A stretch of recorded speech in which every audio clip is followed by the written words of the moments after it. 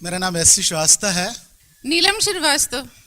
Thanks देना चाहेंगे हम सबसे पहले ईश्वर का, गॉड्स का, जिसकी वजह से, जिनकी इच्छा की वजह से ये बिजनेस हमको समझ में आया और ये अपॉर्चुनिटी मिली, हम आपके सामने खड़े हैं। देन थैंक्स माय अपलाइन, जिन्होंने हमको सेलेक्ट किया इस बिजनेस के लिए, और मेरा नाम उन्होंने सोचा और हमको उन्होंने प्लान दिखाया और ईश्वर की वजह से हमको समझ में आया।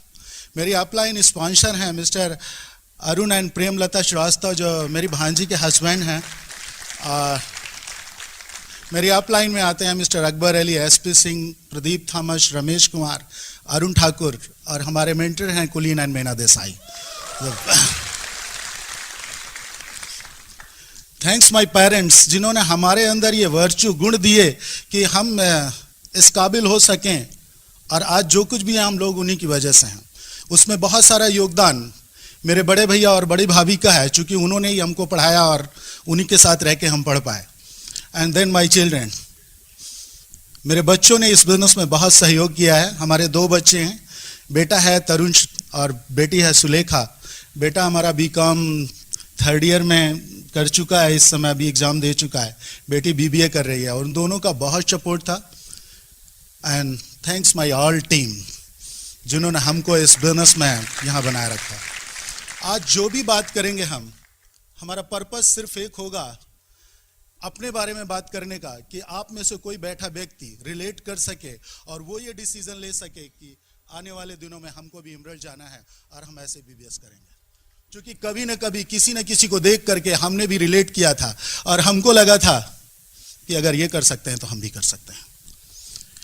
मैं सबसे पहले बात करूंगा अपने बारे में। मैं बचपन में गांव में पैदा हुआ था और मेरे फादर बहुत छोटी पोस्ट पे थे, और जब मैं 6 में पढ़ता था तो रिटायर कर गए थे। पढ़ने में बहुत अच्छा था मैं बचपन में, लेकिन जैसे जैसे बड़ा हुआ हमारा एसोसिएशन कुछ ऐसा था कि हाई स्कूल में मैं अच्छी तरह से फेल हो गया। ये सारी बातें इसलिए बोलूँगा कि जो भी आप जहाँ पे भी हैं वो सब कुछ एसोसिएशन के ऊपर होता है। और जब आप एक डिसीजन लेते हैं, जो आपका डिसीजन होता है, कहते हैं सफलता निर्णय के बाद आती है, और जो डिसीजन लेते हैं वो बहुत मायने रखता है। ये मायने नहीं रखता कि आप कहाँ पे हैं, मायने ये रखता है कि आप कहाँ जाने वाले हैं। और जब मैं फेल हो गया था तो दरअसल मेरे साथ के सारे लड़के फेल हो गए थे, इसलिए मैं भी फेल हो गया। मुझे याद है कि हाई स्कूल में मेरे फिजिक्स में 1 नंबर था और मैथमेटिक्स में दोनों पेपर मिला के 7 नंबर थे, 4 और 3।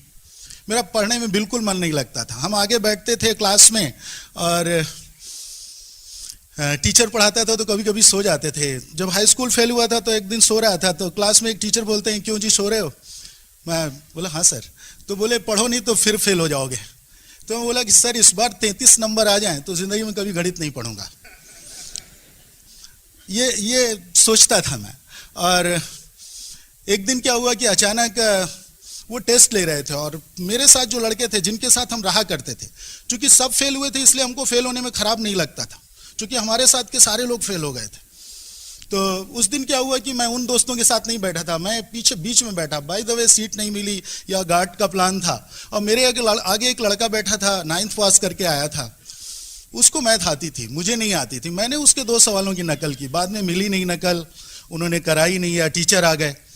तो जब खाली बैठ जाइए तो कुछ ना कुछ सोचना पड़ता है, और मैं बैठ के सोचने लगा कि यार इसको गणित आती है तो मुझे क्यों नहीं आती। ये 9th पास करके आया, मैं हाई स्कूल फेल हो गया हूँ, अगर ये पढ़ सकता है तो मैं भी पढ़ सकता हूँ। और उस दिन मैंने ये डिसीजन लिया कि अगर ये गणित पढ़ सकता है तो मैं भी पढ़ सकता हूँ। और मुझे याद है कि मैंने उसी से मैथ पूछनी शुरू की, और हाई स्कूल के हाफ ईयरली एग्जाम में हम दोनों के क्लास में सबसे ज़्यादा नंबर थे। मैंने इंटरमीडिएट में पूरे स्कूल में सबसे ज़्यादा नंबर आए कॉलेज में, और मैंने BSc किया, MSc किया और मैथमेटिक्स का लेक्चरर हो गया। जिंदगी में देखिए, जिस चीज से सबसे ज्यादा डर लगता है, एक निर्णय, एक एसोसिएशन, एक डिसीजन आपकी जिंदगी को एकदम 180 डिग्री चेंज कर देता है। ये माने नहीं रखता है। बस उस दिन अच्छा था कि हमारा एसोसिएशन चेंज था। देखिए, हम फॉलो करते हैं, किसी न किसी की नकल मारते हैं। नकल तो आप करते हो, इंपॉर्टेंट ये है कि आप किसकी नकल करते हो। अगर हमारे आगे वो ऐसा लड़का नहीं बैठा होता जिसको मैथ आती होती, तो शायद मैं मैथमेटिक्स का लेक्चरर नहीं हो पाता। और बेसिकली आज जहां पे भी आप जिन सीटों पे भी बैठे हैं, किसी न किसी की आपने नकल मारी होगी, किसी न किसी को देखा होगा, किसी ने डॉक्टर को डॉक्टर बनते देखा होगा और उसको लगा होगा कि हम भी डॉक्टर बन सकते हैं, किसी ने टीचर को टीचर बनते देखा होगा और आपको लगा होगा कि यार हम भी ऐसा हो सकते हैं। देखिए, बचपन से मैं एम्बिशियस बहुत था, बचपन से चाहता था पैसा हो मेरे पास, लेकिन फादर छोटी पोस्ट पे थे और बड़े भैया हमारे इंस्पेक्टर थे, उन्होंने पढ़ाया था। हम 3 भाई हैं, बड़े वाले इंस्पेक्टर हैं, दूसरे डॉक्टर हैं और तीसरा मैं, और हम तीनों के एक एक बच्चे भी हैं, एक एक बेटा है। और तो बड़े भैया ने पढ़ाया था और हाई स्कूल बीएससी से ही मैं ट्यूशन करने लगा था और बीएड किया मैंने, फिर एमएससी किया मैथमेटिक्स से और लेक्चरर हो गया। पैसा चाहता था इसलिए व्हीकल ढूंढता, तो आसान था कि ट्यूशन पढ़ाने लगा। बहुत सारे बैचेस, सुबह से शाम तक मैं 6 बैच पढ़ाता था, 40 मिनट फिजिक्स 40 मिनट मैथ का एक बैच, और करीब 6 बैच पढ़ाता था। जिंदगी में पैसा आ रहा था मेरे पास। 6 बैच का मतलब है कि करीब 25-30 हज़ार रुपये हम ट्यूशन से कमा लेते थे और कॉलेज से हमको सैलरी मिल जाती थी 15-16 हज़ार रुपये, जो भी स्केल था उस समय, और पैसा आ रहा था। लेकिन हमारे पास टाइम नहीं था बिल्कुल, वी हैव नो टाइम। सुबह 6 बजे हमारा पहला बैच आ जाता था और रात में 9 बजे तक, उसके बाद हम बिल्कुल फिनिश हो जाते थे। बहुत सारी हेल्थ चैलेंजेस आ गए थे। बचपन में अच्छा एथलीट्स था, स्पोर्ट्समैन अच्छा था, अच्छी एक्सरसाइज वगैरह थी, फिजिक्स अच्छी थी, लेकिन जब पैसा कमाने लगा तो हमारे पास बिल्कुल टाइम नहीं था सेहत के लिए, और शायद हम पैसे कमाने के लिए बिल्कुल व्यस्त हो गए थे। उसका रिजल्ट क्या हुआ कि मैं डे बाय डे बीमार होता गया। 95 to 98 मैंने रोज 150-200 रुपए की दवा खाई है। हर डॉक्टर ने अलग अलग मर्ज बताए होंगे, किसी ने कुछ, किसी ने कुछ, किसी ने कुछ, और बहुत सारी बीमारियां होती गई। इस पीरियड में बहुत सारी चीजें खलती थी टाइम को लेकर के। एक दिन बच्चे पढ़ के उतर रहे थे और बच्चे आपस में बात कर रहे थे कि सर मैथमेटिक्स बहुत अच्छी पढ़ाते हैं। तो मेरा बेटा सुन रहा था और वो 5th में शायद पढ़ता था, और वो बोलता है मम्मी से कि 4th या 5th में कि मम्मी पापा मैथ अच्छी पढ़ाते हैं लेकिन कभी हमको नहीं पढ़ाते हैं। जानते हैं मुझे क्या लगता था कि जितनी देर में मैं इसको मैथमेटिक्स पढ़ाऊंगा उतनी देर में तो एक बैच पढ़ा लूंगा, और एक बैच का मतलब मुझे लगता था, और इसको तो कोई भी मेरा स्टूडेंट पढ़ा देगा 400-500 रुपए में। सो टाइम नहीं होता था। ये बिजनेस, सेहत से भी हम कमजोर हो गए थे, पैसे से भी बहुत ज्यादा पैसा नहीं था, बहुत सारे ड्रीम फुलफिल नहीं हो पा रहे थे।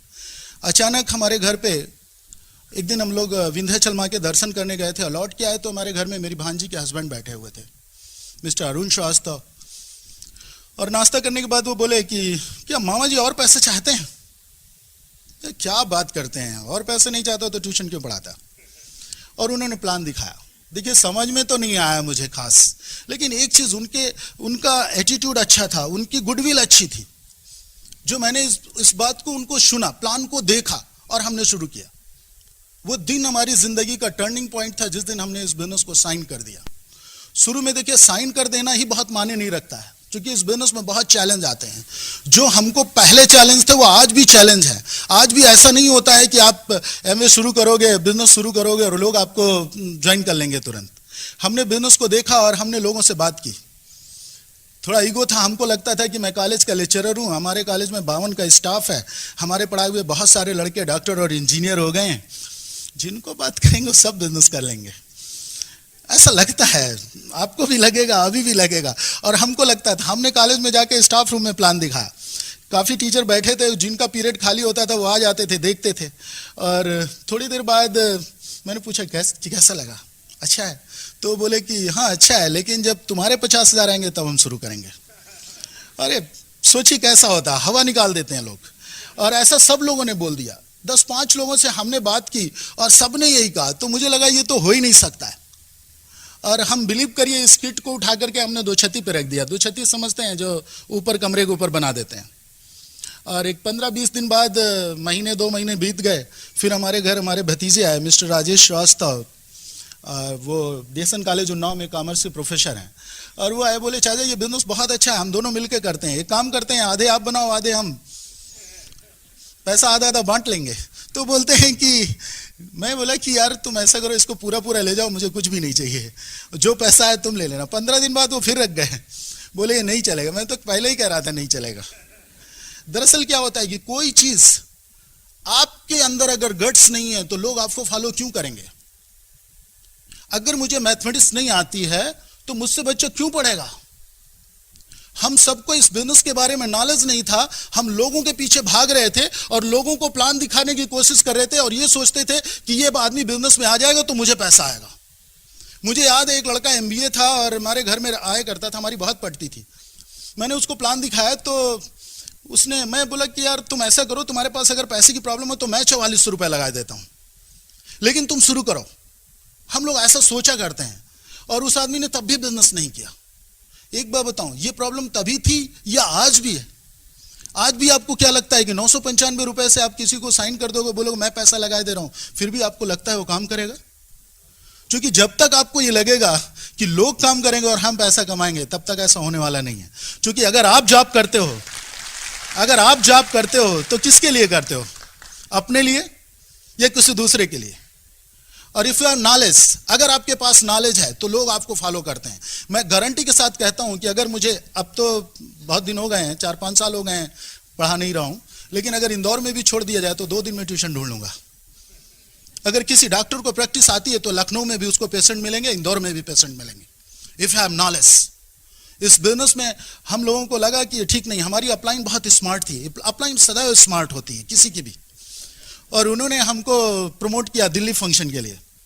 एक मीटिंग अटेंड की और वहाँ हमने कभी मीटिंग नहीं अटेंड की थी, लखनऊ में तब मीटिंग हमने देखी नहीं थी, और हम दिल्ली गए और वहाँ पे मैंने फंक्शन देखा और वहाँ कुछ लोग एक्साइटेड होकर चिल्ला रहे थे, जैसे अनुराग अग्रवाल, आर यू एक्साइटेड? और उस दिन मुझे लगा कि इस बिजनेस में कुछ तो है। हम लोगों ने वहाँ प्रोडक्ट ट्रेनिंग अटेंड की और डेमो देखे और कुछ नॉलेज हुआ। नहीं, फेथ काम किया कि हाँ यार ये बिजनेस काम करता है। बर्तन धुलने का डिस्टॉप का डेमो देखा, इवन एलओसी का डेमो देखा, एसेट का डेमो देखा, और डेमो देखने के बाद हमको लगा कि यार ये बिजनेस काम करता है, क्योंकि अगर विदाउट डेमो ये बिजनेस चलना पॉसिबल नहीं था।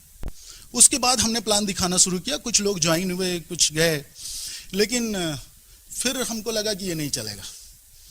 2-3 महीने बाद फिर लगा ये नहीं चलेगा। फिर हम एक फंक्शन में गए और दिल्ली गए, और वहां पे एक सज्जन सिल्वर गए लखनऊ से, बोले मैं बैंक एम्प्लॉय और मैं सिल्वर, और मैं अगस्त में प्लैटिनम हो जाऊंगा। जानते हो, उस पीछे बैठे बैठे मुझे लगा कि अगर लखनऊ, मुझे लगा कि मुझे कोई चीज मिल गई। अगर लखनऊ में कोई कर सकता है तो मैं भी कर सकता हूं, मैं भी कर सकता हूं। अगर ये कर सकते हैं तो मैं भी कर सकता हूं। मुझे लग रहा था कि अगर एक बैंक एम्प्लॉय कर सकता है 10 to 5, तो एक 10 to 4 एक मास्टर जरूर कर सकता है। और मैंने दबा के प्लान दिखाना शुरू किया। उसी दिन मैंने डिसीजन लिया कि हम इस बिजनेस को जरूर बिल्ड करेंगे, और हमने शुरू किया। लेकिन ये बिजनेस हमने 6% किया और दूसरे महीने क्या हुआ कि वो नीचे आ गया। बड़ा परेशान। इस बिजनेस में एक बड़ी दिक्कत थी, लोगों ने हमारी हवा निकाल दी थी कि ये बिजनेस हर महीने 0 हो जाता है। तो जब समझ में आया तो ये तो बहुत बड़ी प्रॉब्लम थी, और लोग बोले ये तो कभी 10,000 नहीं होंगे, तुम परेशान रहोगे क्योंकि हर महीने 0 हो जाएगा। तो उतना नॉलेज नहीं था।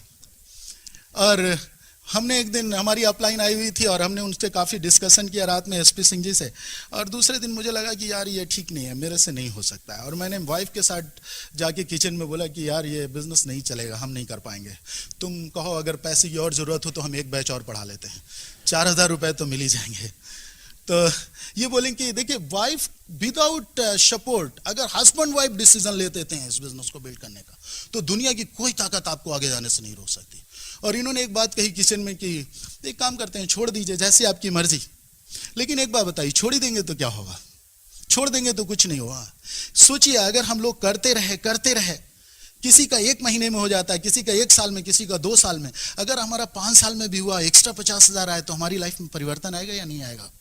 लेकिन अगर हम लोग छोड़ देंगे तो कब होगा हमारे 50,000? फैन। और बिलीव करिए, उस दिन से हमने बिजनेस को और मजबूती से पकड़ा, और हमको लगा कि नहीं, इस बिजनेस में पावर है और हम करके दिखाएंगे। हमने धीरे धीरे बिजनेस को बिल्ड किया और 15% हो गए। 15% पहुंच गए तो फिर बिजनेस टूट गया, और लगा कि यार ये बिजनेस बहुत टफ है, ऐसा नहीं हो सकता है।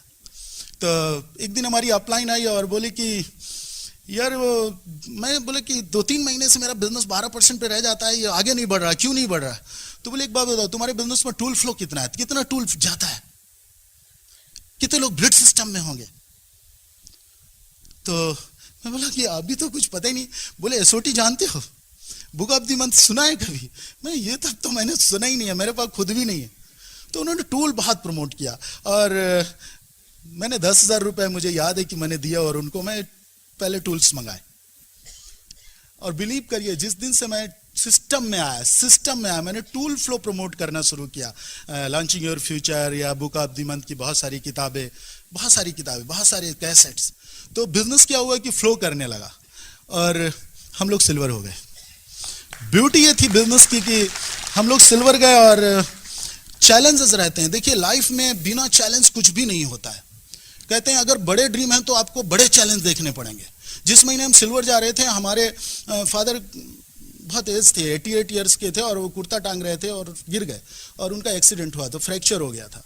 और मैं 7-8 दिन बाहर था। हमारा एक बहुत बड़ा ग्रुप है बिहार में और मैं उधर मीटिंग कर रहा था।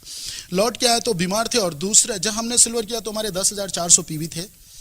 दूसरे महीने हमने उनको एडमिट कराया मेडिकल कॉलेज में और पूरा लखनऊ में हम पूरा महीने सेवा करते रहे। इस बिजनेस की ब्यूटी देखिए, सिक्योरिटी देखिए कि जिस महीने हमने फादर की सेवा की उस महीने हमारे पीवी हो गए 17,400। 17,000। This a beautiful business. और हमारा फेथ और बढ़ा। जानते हैं उसका कारण क्या था? हमने लोगों को सिस्टम में प्रमोट कर रखा था। लोग प्रकट हो गए थे, जो हम करते थे वही लोग करने लगे थे। This a duplication business. So बहुत अच्छा लगने लगा। धीरे धीरे बिजनेस बढ़ता गया और मजा आने लगी। और चैलेंजेस तो रहते हैं, कहते हैं ड्रीम जब बढ़ेंगे तो चैलेंज भी आएंगे। अभी हम लोग एमरल्ड जा रहे थे पिछले साल और याद है मुझे कि बेटे का एक्सीडेंट हो गया था, उसका लिगामेंट फ्रैक्चर हो गया था।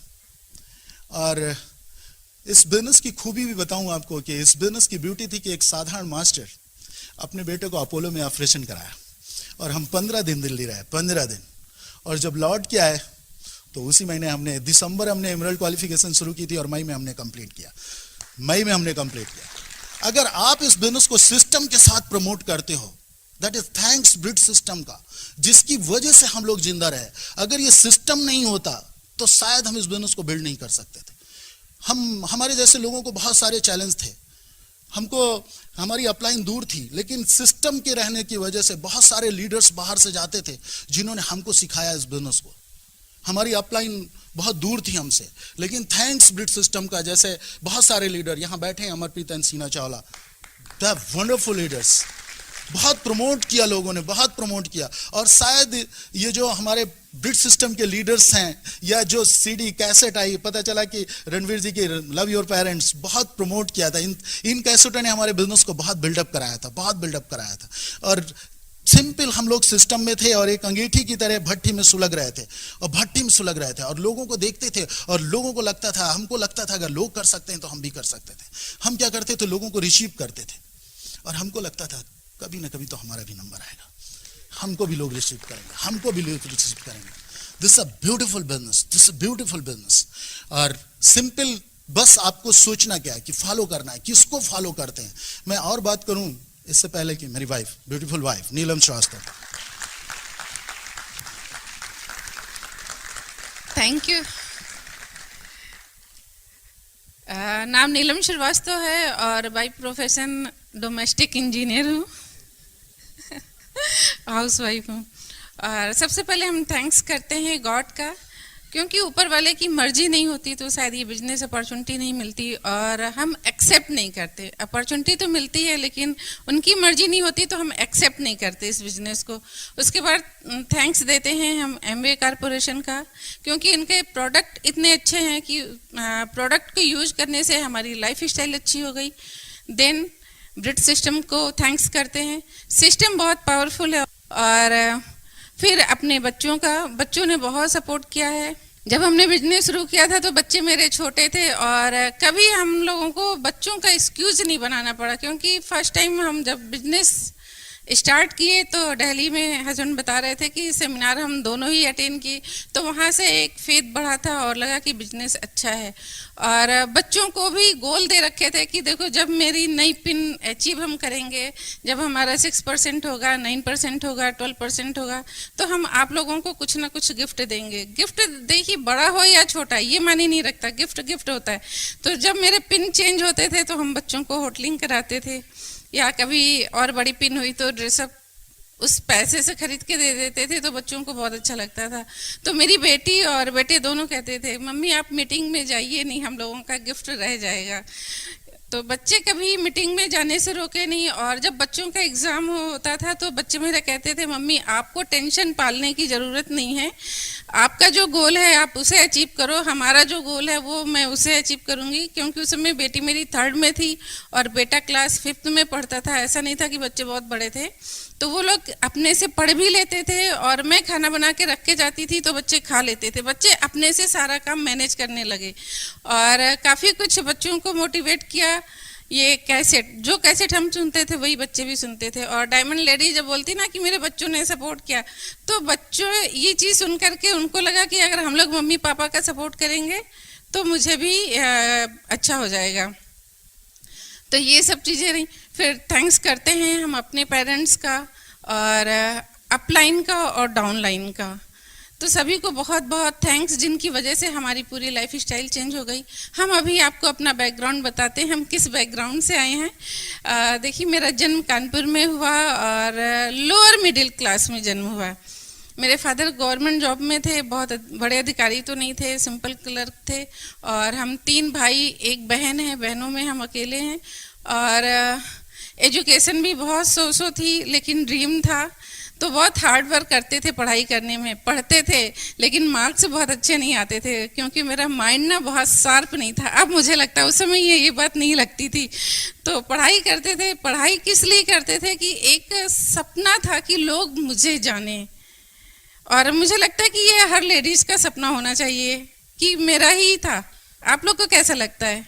लगता है ना कि लोग मुझे जाने।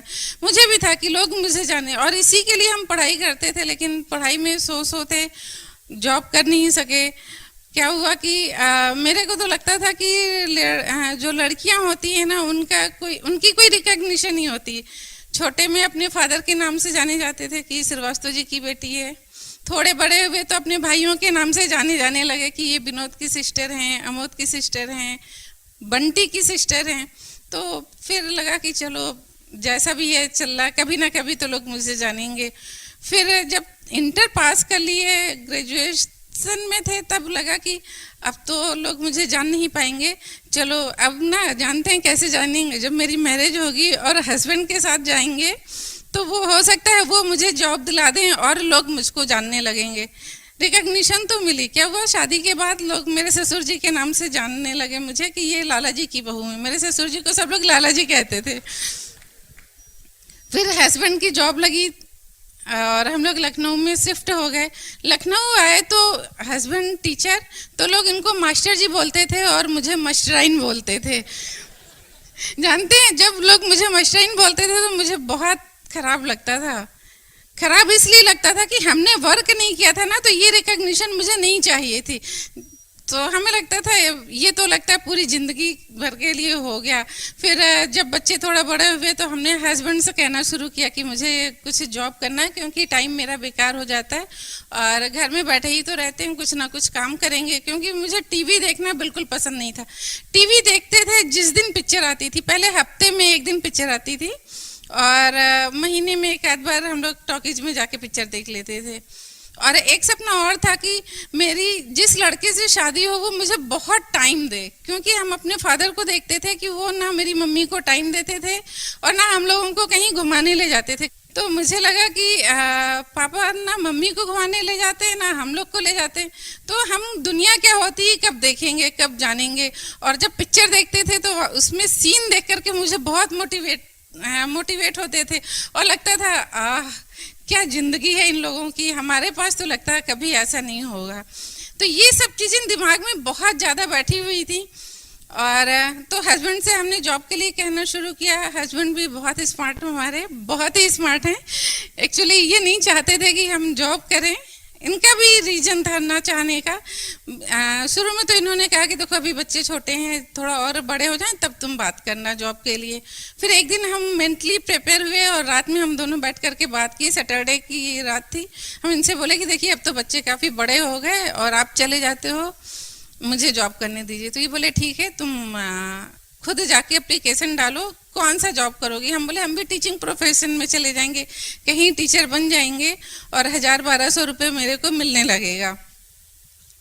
एक्चुअली मुझे पैसा नहीं चाहिए था, पैसा तो इनको मिल ही रहा था, मुझे सबसे ज़्यादा रिकग्निशन चाहिए थी और अपने पैसे से पॉकेट मनी हम खुद को खर्च करना चाहते थे। ये नहीं चाहते थे कि हस्बैंड का पैसा हर जगह खर्च करें। ये चीज़ें थी कि कल को हस्बैंड पूछे कि तुम्हें इतना पैसा दिए थे तो वो क्या हुआ, ये कभी नहीं सुनना चाहते थे, इसलिए जॉब और करना चाह रहे थे। फिर ये संडे की नाइट में बहुत स्मार्ट है, बता रहे ना, संडे की नाइट में मेरे से बोले कि अच्छा तुम कल जाओगी तो एक बात बताओ कैसे इसको मैनेज करोगी, तुम थक जाओगी, बहुत परेशान होगी और मुझे अच्छा नहीं लगेगा, तुम थकी रहोगी, मैं भी इतना हार्ड वर्क करता हूँ। तो जब तुम प्राइवेट जॉब में क्या होता है ना कि मेहनत बहुत कराते, तो बोले तुम बहुत थक के आओगी, तुम्हें लगेगा कि मैं चाय बना के दूं और मुझे लगेगा कि ये तो मेरी बीबी है, मुझे चाय बना के दे। उस समय हम लोगों दोनों के ईगो टकराएंगे और जो आज हम लोगों के प्यार है ना वो बीच में कमी हो जाएगी। आज तो हम खुशी खुशी कभी कभी कहते हैं ना तुम फुलके बनाओ मैं सब्जी बनाता हूँ, ये खूब होता है हम लोगों के साथ पहले भी, लेकिन जब तुम जॉब करके आओगी तब मैं नहीं कर पाऊंगा, मैं भी ऐसा हो सकता है। तो मुझे लगा कि ये नहीं चाहते हैं और शायद वो रात थी, उस दिन से हमने जॉब करने का सोचना ही बंद कर दिया। सोचे कि नहीं अब हम कभी नहीं कहेंगे कि हमें जॉब करना है, चलो। और जो वर्ल्ड टूर की इच्छा है कि थोड़ा सा वर्ल्ड टूर करने को मिलेगा, घूमने को मिलेगा, तो भगवान ने 2 बच्चे दिए हैं, ये बच्चे बड़े होंगे, पढ़ेंगे, क्योंकि जिस पीरियड में हम लोग आ रहे थे उस समय लोगों के बच्चे अधिकतर फॉरेन में पढ़ने जाने लगे थे। तो हमें लगा मैं बच्चों को बहुत पढ़ाऊंगी तो ये बच्चे फॉरेन में जाके जॉब करेंगे, उस समय बुलाएंगे मम्मी आप मेरे पास आ जाओ और घूम के चली जाना। तो एक ये सब चीज़ें काफ़ी मोटिवेट करती रही और जो ड्रीम था ना कि लोग मुझे जाने, वो धीमे धीमे धीमे धीमे समाप्त हो गया। फिर लगने लगा कि चलो अब तो एक सूरत और बची है, अभी खाली लोग बच्चों के नाम से नहीं जानते हैं, जब बच्चे बड़े हो जाएंगे तो सब लोग कहेंगे ये तरुण की मम्मी, ये सुलेखा की मम्मी, मेरी यही रिकग्निशन रहेगी। और कहते हैं ना कि ऊपर वाला जो है, अगर आपका कोई सपना है वो चाहे जितना बड़ा हो, ऊपर वाला उसे पूरा करने का एक अपॉर्चुनिटी आपको देते हैं, वो आपके ऊपर है आप उसे करते हैं या नहीं करते हैं, एक्सेप्ट ना। तो हमारे भी सपने थे और ऊपर वाले देख रहे थे कि इनका ये सपना है तो ये बिजनेस अपॉर्चुनिटी मिली। और जो मेरा नेचर था कि हम बहुत शाई नेचर के थे, लेकिन निगेटिव नहीं थे, कभी भी लाइफ में हमें कोई चीज़ निगेटिव नहीं दिखती थी और इस बिजनेस को हमने धीरे से शुरू कर दिया। बस वही सपना, क्योंकि सेमिनार देखने गए थे और सेमिनार में रिकग्निशन पार्ट होता है, जैसे आज भी होगा, बहुत सारे नए लोग आए हैं उनको भी देखने का मौका मिलेगा। तो रिकग्निशन हो रही थी और उस दिन हमारा फॉर्म साइन हुआ था। एक पंजाब से लेडी 15% पे खड़ी हुई, उन्होंने अपना नाम पंजाबी में बताया, ना वो इंग्लिश बोल पाई ना हिंदी बोल पाई और हम पीछे बैठे हुए थे। मुझे लगा अगर ये इस बिज़नेस को कर सकती हैं और अपना नाम स्टेज से बता सकती हैं तो मैं भी इस बिज़नेस को करके अपना नाम बता सकती हूँ। और उस दिन से डिसीजन ले लिया कि मुझे अपने नाम की पहचान यही एक प्लेटफॉर्म है जहाँ से मिलने लगेगी। और धीमे धीमे बिजनेस को करना शुरू कर दिए। पहले सेल्फ इमेज बहुत लो थी, 4 लोगों के सामने बात नहीं कर पाते थे, क्योंकि बताया ना हम बहुत मिडिल क्लास फैमिली से थे और जो नेचर था वो बहुत शाई था, बिल्कुल बात करना आता नहीं था।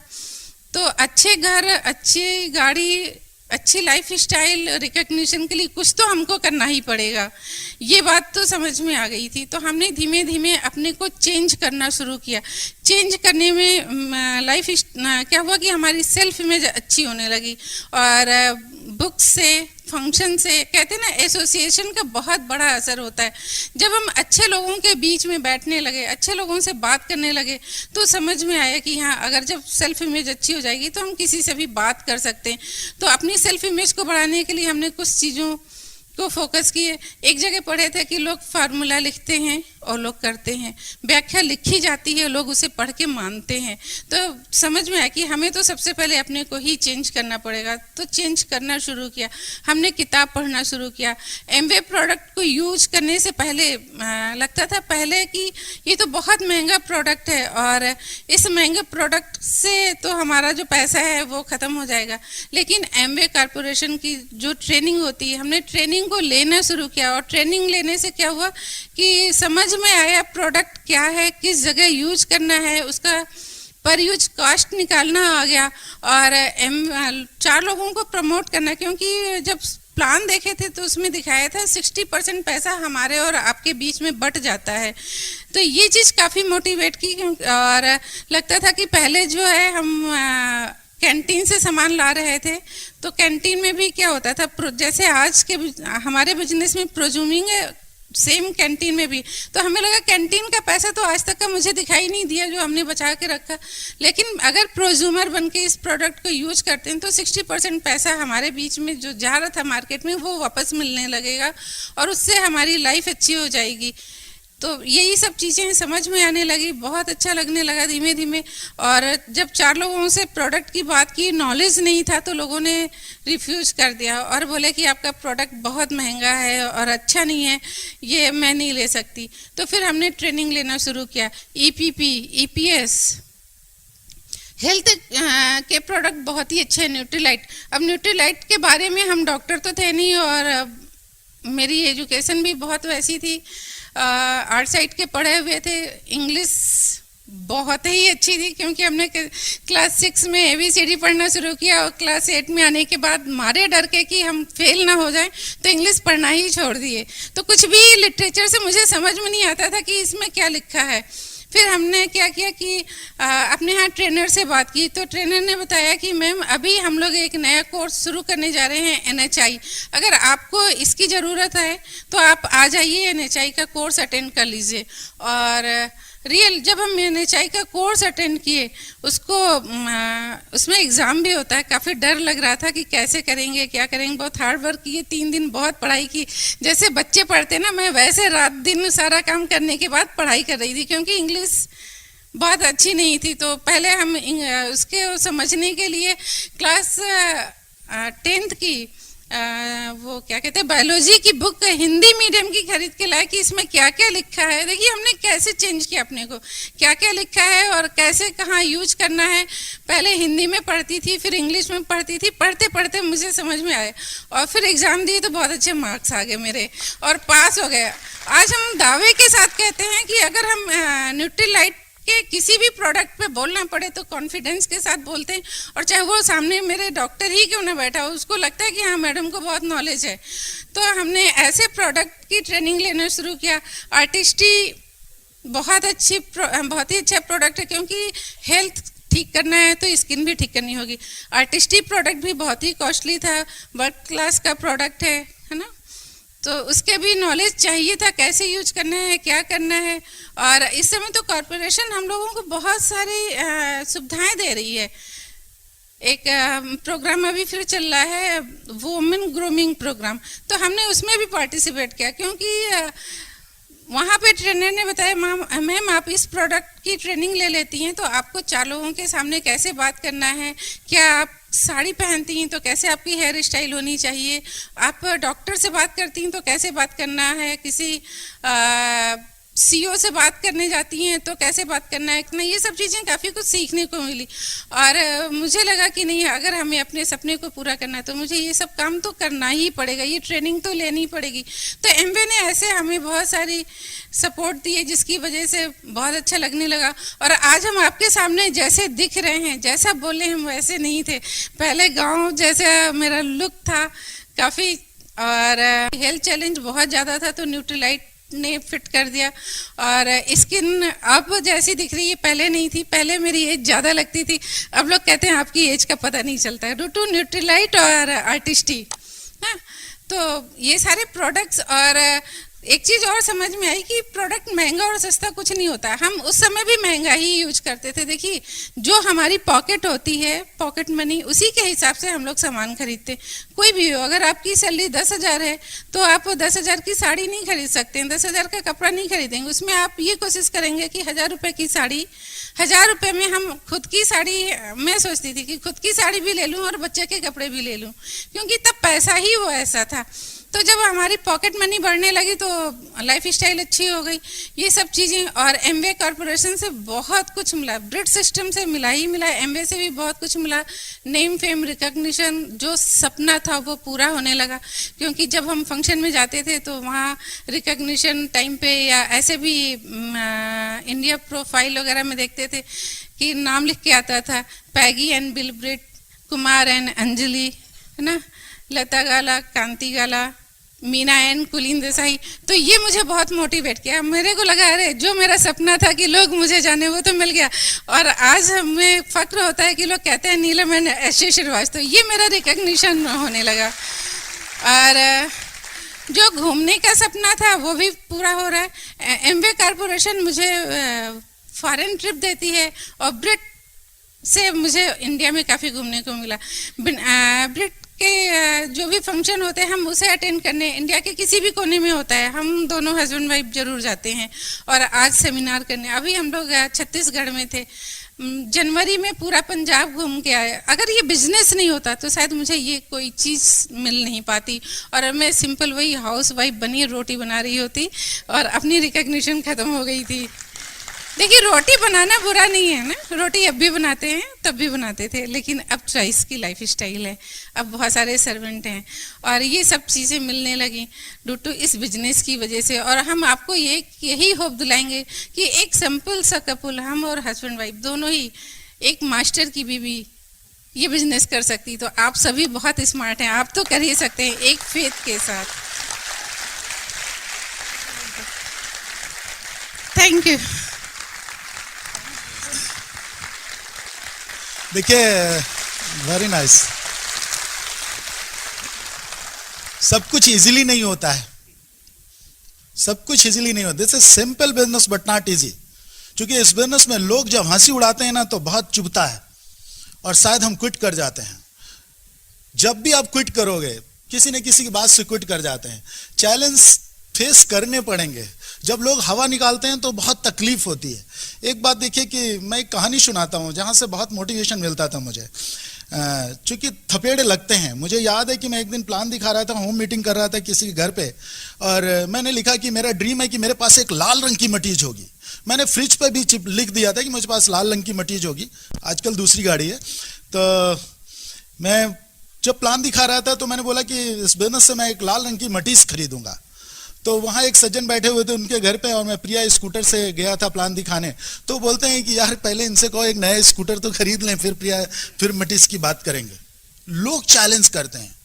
और एक बात बताएं, जितना आप फेस करोगे, तकलीफ तो होगी, उतनी मजा आएगी। इस बिजनेस में अगर लोग आपके ऊपर हंस नहीं रहे हैं तो फिर पिन बदलना बहुत टफ होगा।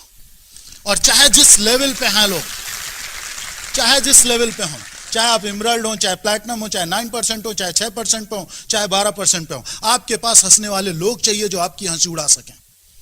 और जैसे जैसे लोग घटते जाते हैं आपको ढूंढना होगा, क्योंकि आपकी हंसी लो प्रोफाइल वाला आदमी नहीं उठा पाएगा। थोड़ा आपको आगे बढ़ के प्लान दिखाना होगा। और सिंपल देखिए, बिना चैलेंज के, बिना फेस किए हुए तकलीफ तो होती है। जब भी हम कोई काम करते हैं हमको पेन उठाना पड़ता है। विदाउट पेन कभी गेन नहीं होता है। एक दिन देखिए, एक मंदिर में दो पत्थर थे, एक जमीन पे नीचे था और एक ऊपर था। एक मूर्ति थी और जमीन पे नीचे पत्थर बिछे हुए थे। तो एक पत्थर नीचे वाला बोलता है ऊपर वाले से कि देखो तुम्हारी कितनी अच्छी भाग्य है कि तुमको लोग पूछते हैं, तुम्हारी रिकॉग्निशन होती है, तुमको टीका लगाते हैं, फूल माले चढ़ाते हैं, और एक मैं हूं कि मुझे पैरों तले रौंद देते हैं। तो वो बोलता है कि हाँ बिल्कुल, हम दोनों एक ही जैसे हैं, हमारे दोनों में कोई डिफरेंस नहीं है। लेकिन एक डिफरेंस है, जब शिल्पकार ने छेनी हथौड़ा उठाया था और तुम पर लगाया था तो तुम चिल्लाए थे, और जब बहुत दर्द हुआ तुम चिल्लाए तो तुमको उसने छोड़ दिया। दर्द मुझे भी हुआ था, मेरे ऊपर भी शिल्पकार छेनी हथौड़े लगा रहा था, दर्द मुझे भी हो रहा था, लेकिन मैंने बर्दाश्त किया। और उस बर्दाश्त करने का नतीजा यह है कि मैं यहां पे हूं और तुम यहां पे हो। So simple. लोग तो हंसेंगे। मुझे याद है कि जब मैं मैथमेटिक्स लेक्चरर था तो मैं बोलता था मैं ट्यूशन छोड़ दूंगा, तो भी लोग हंसते थे। मैं जॉब से छोड़ दूंगा, लोग हंसते थे। ऐसा हो ही नहीं सकता, ऐसा कर नहीं सकते हो। और धीरे धीरे धीरे धीरे आगे बढ़ते जा रहे थे, धीरे धीरे आगे बढ़ते जा रहे थे। बेटी से लोग पूछते थे कि मेरी बेटी छोटी थी तो उससे मोहल्ले वाले पूछते थे, सुना तुम्हारे पापा एमवे करके कार खरीदेंगे? पागल हो गए, एमवे से कहीं कार आएगी? और वो आके और बोलती थी, और जब लोग बोलते थे तो हमको उतना ही चुभता था। एक बात समझ लीजिए, विपरीत परिस्थितियों में या तो क्विट कर जाओगे, या तो लोग अपनी कमर तोड़ देते हैं, और या रिकॉर्ड तोड़ सकते हैं। और ऐसा होना चाहिए। कुछ ना कुछ, जब तक कुछ होगा नहीं तब तक कुछ नहीं होगा। कुछ तो होना चाहिए, और कुछ कुछ होना चाहिए। बिजनेस कहते हैं उन लोगों के लिए जिनको कुछ कुछ होता हो। जब आप किसी को देखते हो, जैसे अगर आप मुझे स्टेज पे देख रहे हो और अगर आपको लगता है कि अगर ये कर सकता है, और आपके दिल में कुछ हो रहा हो कि मैं भी कर सकता हूं, अभी रिकॉग्निशन होगी और आपको लगे कि ये लोग सिल्वर जा सकते हैं, ये 9% कर सकते हैं, ये 12% कर सकते हैं, देन दैट फॉर यू। अगर किसी का ड्राइंग रूम देखते हैं, किसी की गाड़ी देखते हैं और आपको कुछ कुछ होता है, काश मेरे पास होती, दिस इज, तब आप पेन उठाओगे, वरना पेन नहीं उठा सकते हैं। क्योंकि जब तक रीजन नहीं होगा, पेन उठाना बहुत टफ है। बहुत मुश्किल से बिजनेस चलता है, विरोध करते हैं लोग। आज मेरी सबसे बड़ी लीग है मिस्टर राजेश श्रीवास्तव, जो फाउंडर प्लैटिनम है। जब उन्होंने बिजनेस छोड़ दिया था तो उन्होंने अप्रोच किया था। हम दोनों एक साथ पढ़े हैं, बड़े भैया ने पढ़ाया है, एक ही घर में रहते थे, हमारे साथ ही वो रहते थे। देखने में भी मेरे जैसे हैं। अगर आप कंफ्यूज कर जाओगे कि मेरे भतीजे हैं, भाई हैं, बहुत लोग उनको मेरा भाई जानते हैं, लेकिन वो मेरे भतीजे, हम एक साथ पढ़ते थे। घर आए एक दिन, वो 10 दिन मैंने उनको साइन कर दिया था, बिजनेस शुरू कर लिया था उन्होंने, लेकिन 10 दिन वो घर नहीं आए, पास में रुके रहे। ट्रेनिंग थी उनकी इलेक्ट्रिशियन हाउस में। वो बोलते थे वो घर जाएंगे तो चाहे एमवे बताएंगे। घर नहीं आया। आके चाची को मोटिवेट करते थे कि कहाँ, उनको कहिए परेशान रहते हैं, इतना पैसा कमाते हैं, ट्यूशन में भी आता है, सब कुछ आता है, बेकार में परेशान है, इतनी तो सैलरी मिलती है। लेकिन आज अगर आप डिगे रहे, आप परसिस्टेंटली काम करते रहे, और एक बात बताऊं, परसिस्टेंटली लगातार काम करना विदाउट कमिटमेंट, कभी भी आप काम नहीं कर सकते हो। कंटिन्यूटस काम करना विदाउट कमिटमेंट नहीं हो सकता है। जैसे एक्सरसाइज करना सेहत के लिए अच्छा होता है, but if are not committed, 10 दिन बाद क्या होता है, हम बंद कर देते हैं। इस बिजनेस में भी हम आते हैं, हमको पता है कि प्लान दिखाने से हमारा बिजनेस बढ़ता है, बट विदाउट कमिटमेंट। 2 लोगों ने हंसी उड़ाई, बंद कर गए।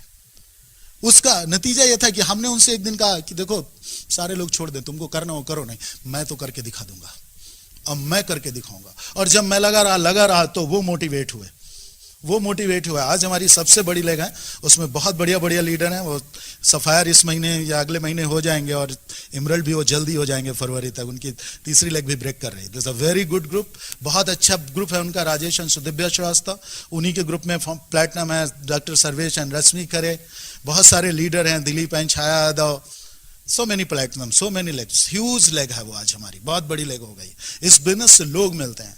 हमारी जो सेकंड लेग है, दैट्स एक्सीलेंट, वो हमारे बिजनेस से शुरू हुई थी, और एक आदमी को साइन किया था हमने, एक लड़के को, और लोग साइन नहीं हो रहे थे तो हमने भी उसको साइन किया। तो हमारा स्टूडेंट था, बोलता है सर हम शुरू तो करेंगे लेकिन किसी को बताएंगे नहीं।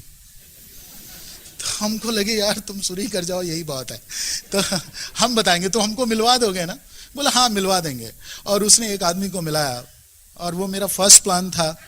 Mister Jitendra Yadav is a founder platinum, बहुत बड़ा ग्रुप है, गोरखपुर के होस्ट हैं। उनके ग्रुप में बहुत सारे प्लैटिनम हैं, मिस्टर पीएन सिंह, जाकिर हुसैन, शशिकांत ओझा और कविता सिंह एंड एसडी सिंह। उन्हीं के ग्रुप से हमारा भोपाल में ग्रुप बिल्ड हो रहा है। डॉक्टर सतीन निशा, वो आज यहाँ बैठे हुए हैं, उनके लिए जोरदार ताली होनी चाहिए, एक्सीलेंट। फिर हमारी हमको थर्ड लेग मिली, उसमें बहुत बढ़िया लीडर हैं, Rajesh and Neeru Shukla, doctor R K Tiwari and Mamta Tiwari, Siddharth and Mayuri Rastogi, BP Mishra, so many. अभी मैं देख रहा था कि जिन लोगों के पास पहुंचना इस सिस्टम की वजह से के पहले हम चीख उठाने में डरते थे डॉक्टर्स की, अभी हम एक डॉक्टर मीट कर रहे थे तो उसमें 40 डॉक्टर हमारे हाल में बैठे हुए थे, 1 लाख से 40 डॉक्टर्स। दिस अ बिजनेस जिसमें आप किसी के साथ पहुंचते हो और एसोसिएशन मिलता है। ड्यू टू एसोसिएशन हमने लोगों को देखा था बिजनेस बिल्ड करते हुए, और हमको लगा हम भी कर सकते हैं। देखिए इस बिजनेस में बहुत पोटेंशियल है। हम लोग पिछले 7 सालों से लगातार फॉरेन ट्रिप ले लेते हैं एमवे की वजह से, एमवे की तरफ से, जो शायद एक मास्टर के लिए बहुत बड़ी बात थी। हम कभी सोच नहीं सकते थे, हम किसी अच्छे होटल की तरफ देखे नहीं थे, कभी अच्छे होटलों में रुके नहीं, कभी देखा नहीं, कभी ट्रेवल नहीं किया था, अच्छा ड्राइंग रूम नहीं जानते थे, क्योंकि आप समझ सकते हो मास्टर की क्या लाइफ स्टाइल हो सकती है। लेकिन due to bridge system and Amway corporation, lot of things, बहुत सारे लोगों का एसोसिएशन हुआ, बहुत सारे लोगों से हम लोग मिले, और देखिए ड्रीम इस बिजनेस में बहुत पनपते हैं। अब हमको ऐसा कोई ड्रीम नहीं लगता है जो हम फुलफिल नहीं कर सकते हैं। और इस बिजनेस के जरिए जो भी आप सोच सकते हो वो सब कुछ पूरा होने वाला है। और वैसे भी सब कुछ आपके सोचने के ऊपर निर्भर करता है। Thoughts become things. अभी हम लोग हमारे यहाँ लखनऊ में एक फेस टू फेस कार्यक्रम हो रहा था और उसमें अनाउंस हुआ कि एमवे की तरफ से कि यहाँ पे बैठे हाल में एक आदमी ऐसा बैठा हुआ है जिसकी इनकम इस साल 1 करोड़ जा रही है। This is huge income. सोचिए कैसा होता है। आपको कैसा लग रहा है मुझे पता नहीं, आप एक्साइटेड हो रहे हो ये इनकम को लेकर के पता नहीं, लेकिन मैं एक्साइटेड इसलिए हो रहा था कि यार अगर किसी की इनकम ऐसे हो सकती है तो कल मेरी भी होने वाली है, कल मेरी भी होने वाली है। ये बिजनेस सिंपल ऐसा लगता था मुझे जैसे हम रेलवे लाइन की टिकट की खिड़की पे खड़े हो जाते हैं और अगर हम लाइन में लगे रहे हटते नहीं हैं तो कभी न कभी हमको भी टिकट मिलता है, कभी न कभी हमको भी टिकट मिलता है। अगर लोग इमरल जा सकते हैं तो किसी न किसी दिन हमारा भी नंबर आएगा। लेकिन एक बात बताइए, अगर लाइन से हट गए तो टिकट मिलेगा? कभी कभी लोग क्या करते हैं कि लाइन में लगते हैं और घंटे पर फिर घूम के आके फिर वहीं खड़े हो जाते हैं, फिर घूमते हैं फिर वहीं खड़े हो जाते हैं। इस बिजनेस में भी कभी कभी क्या होता है, हम लाइन में लगते हैं, 1 महीने लगे रहते हैं, 3 महीने के लिए फिर चले जाते हैं, 1 महीने के फिर लगते हैं, फिर 3 महीने के लिए चले आते हैं। When you got ticket. और अभी इस बिजनेस में जो पावर है, सिस्टम है, लोग कितना सपोर्ट करते हैं। ब्रिट सिस्टम में इतना ख्याल रखते हैं लोग। ह्यूज 2 तरफ से मदद मिलती है। अगर सपोर्ट सिस्टम तैयार हो और एमवे तैयार हो तो जिंदगी बदली जा सकती है। सिर्फ एक डिसीजन आपकी जिंदगी को बदल सकता है। एक दिन मेरी काउंसलिंग मीडियम कर रहे थे कि अगर बोले कि आप डायमंड कर सकते हो, अगर इस साल आप डायमंड करते हो तो आपको जीआईपी मिलेगी कम से कम 50 से 60 लाख रुपए। और जानते एक मास्टर की, मैं मैथमेटिक्स लेक्चरर है, सोच थोड़ी मास्टरों की वैसी होती है ना, बड़ा सेटिस्फाई होते हैं। तो मैं सोच रहा था कि यार देखो, हम दोनों एक दिन कैलकुलेट कर रहे थे, अगर यार मैं जिंदगी में नौकरी करता तो कुल कितना पैसा मिलता। तो सैलरी जोड़ा तो लगा कि यार करीब 40-50 लाख रुपए मिलते साल जिंदगी में। और उस दिन हम लोग कैलकुलेट कर रहे थे कि यार अगर इस साल हम लोग डायमंड करते हैं और 60 लाख जीआईपी आए, दिस इज गुड। एक बात बताइए, जिंदगी भर काम करके 60 लाख कमाना अच्छा है या एक तो थोड़ा सा काम करके 1 घंटे काम करके साल का 60 लाख रुपए कमाना अच्छा है? Which is good. Take a decision. कौन सा अच्छा है? साल का 60 लाख आए तो लाइफ अच्छी होगी या जिंदगी भर 1.5 लाख आता रहे तो लाइफ अच्छी होगी? कैलकुलेट करके देखिए क्या लाइफ स्टाइल हो सकती है। अगर 1.5-2 लाख कमाओगे साल का तो क्या लाइफ स्टाइल होगी, और साल का 60 लाख आएगा तो क्या लाइफ स्टाइल हो सकती है। लेकिन ये सब कुछ देखिए सोचना पड़ेगा। ये मास्टर जो कॉम होती है ना, हम लोग, सॉरी मैं किसी मास्टर को पुट डाउन नहीं कर रहा हूं, लेकिन वो कहते हैं 2 मास्टर साइकिल से चले जा रहे थे और बिरला की संपत्ति देखी तो एक बोला कि यार मैं तो, अगर ये मुझे मिल जाए तो मैं इससे ज्यादा पैसा कमा सकता हूं। तो बोले क्या करोगे? बोले ये सब तो करूंगा, मैं एक ट्यूशन और पढ़ा लूंगा, दिस एक्स्ट्रा। बस हमारे बिजनेस में, हमको जानते हैं इस बिजनेस में क्या समझ में आ गया था, मैंने इस बिजनेस को लिया कि एक ट्यूशन और मुझे पढ़ाना पड़ रहा है, मजबूरी है मेरी। और एक बात बताऊं, जो भी आप काम करते हो वो मजबूरी में करते हो। अगर आप जॉब में जाते हो तो मजबूरी में जाते हो या खुशी से जाते हो? अगर आप बिजनेस में जाते हो तो मजबूरी में जाते हो या खुशी जाते हो? अगर आप डॉक्टर साहब प्रैक्टिस करते हैं तो आपकी मजबूरी है, आप ट्यूशन पढ़ाते हैं आपकी मजबूरी है। अगर सक्सेस मजबूरी हो जाए तो कैसा होगा? अगर डायमंड जाना मजबूरी हो जाए तो कैसा होगा? जिंदगी भर 20 से 40 साल 60 साल तक नौकरी करके आप मजबूरी में जॉब करते हो। अगर ये मजबूरी हो जाए कि नहीं 2 से 5 साल में हमको डायमंड जाके दिखा देना है, व्हाट हैपन? क्या होगा? और सोच के देखिए, अगर लोग कर सकते हैं तो हम कर सकते हैं या नहीं कर सकते हैं? बिलीव करिए, आज आप जिन सीटों पे बैठे हुए हैं वहां किसी न किसी को आपने देखा था और आपको लगा था अगर ये कर सकता है तो हम भी कर सकते हैं। हमने किसी को एमएससी करते देखा था, हमने किसी को मास्टर बनते देखा था, आपने किसी को डॉक्टर बनते देखा होगा, किसी को इंजीनियर बनते देखा होगा, और आपको लगा होगा कि अगर ये कर सकता है तो हम कर सकते हैं। तो why not emerald, why not diamond? अगर लोग कर सकते हैं तो हम कर सकते हैं या नहीं कर सकते हैं? Okay, back to host. बहुत अच्छा लगा आपसे बात करके।